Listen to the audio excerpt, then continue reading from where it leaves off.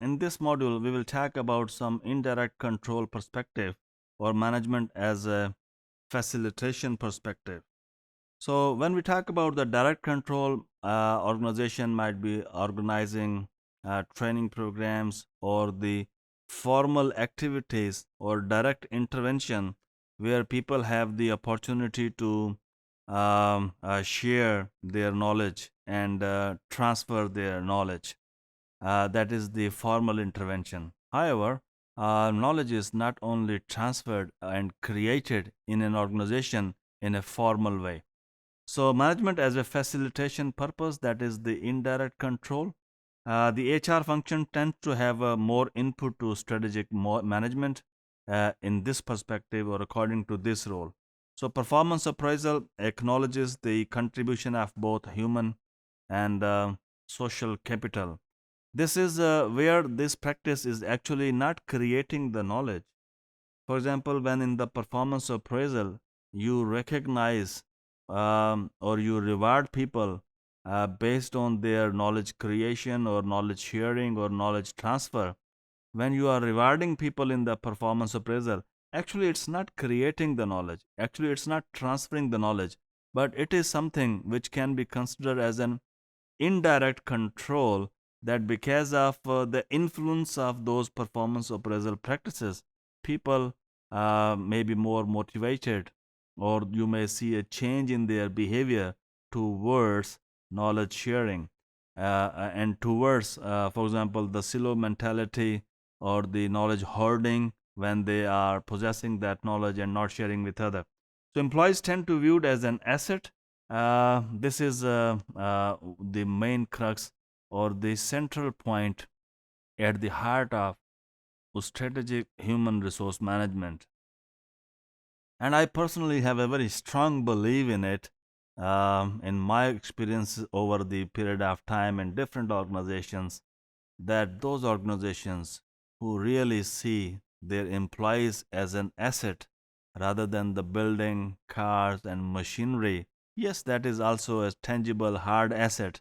But really, if something can make a company's or hold a company's fate in their hands, is the employees of that organization.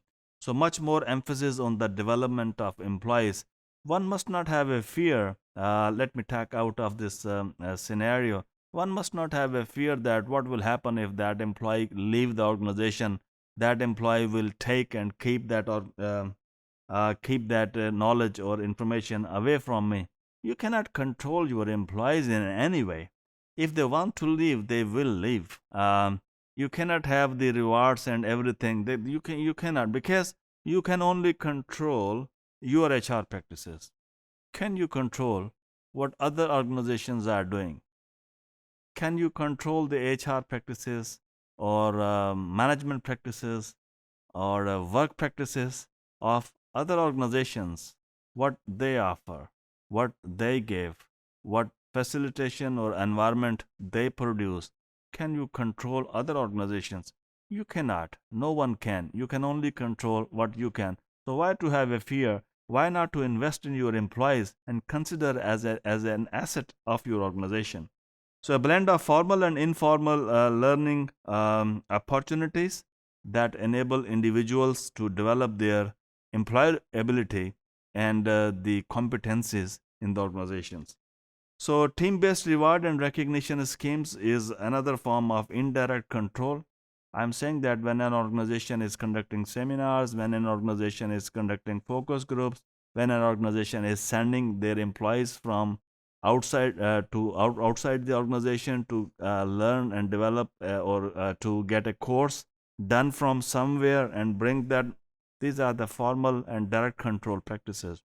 But when we are talking about providing the culture, providing the environment, these are the indirect control that can produce a conducive environment for learning, conducive environment for knowledge sharing.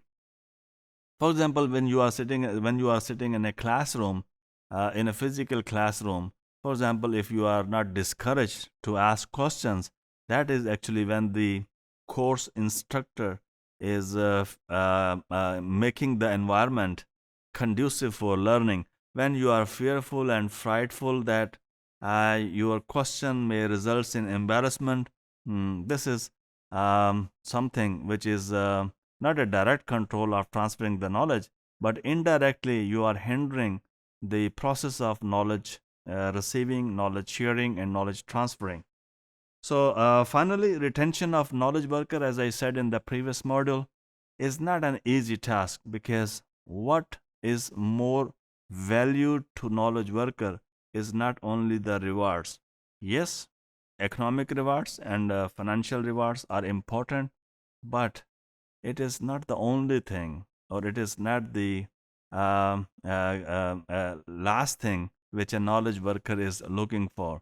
They are looking for their potential and what is something meaningful to them, and in that greater focus, uh, rewards are one thing.